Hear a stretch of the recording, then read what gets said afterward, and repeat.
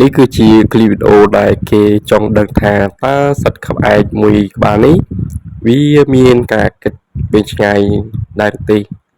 បងប្អូនមើលឃើញហើយសត្វក្អែកមួយនេះវាបានពំថ្មម្ដងមកក្រប់ដើម្បីដាក់ចូលទៅក្នុងដបហើយយើងឆ្ងល់ថាចុះសត្វក្អែកនេះក៏ល្ងងដែរមិនក៏មិនបដួលមកអត់ផឹកប៉ុណ្ណាការពិតសត្វក្អែកមួយក្បាលនេះវាគិតវែងឆ្ងាយបើសិនជាវាបដួលទឹកមួយដបនោះវាបានផឹកមែនក៏ប៉ុន្តែវាផឹកបានគ្រប់គ្រាន់ទេវានឹងហូរចូលទៅក្នុងដីអស់អញ្ចឹងសត្វក្អែកមួយក្បាលនេះវាសម្រេចចិត្តរើសផ្លូវនោះគឺវាពំថ្មដាក់ហើយយើងមិននឹកស្មានថាសត្វក្អែកនេះវាចេះរោទីសាសនឹកឃើញថាដាក់ថ្មចូលទៅក្នុងកណ្ដងទៅទឹកនឹងឡើងមកហើយនឹងបានផឹក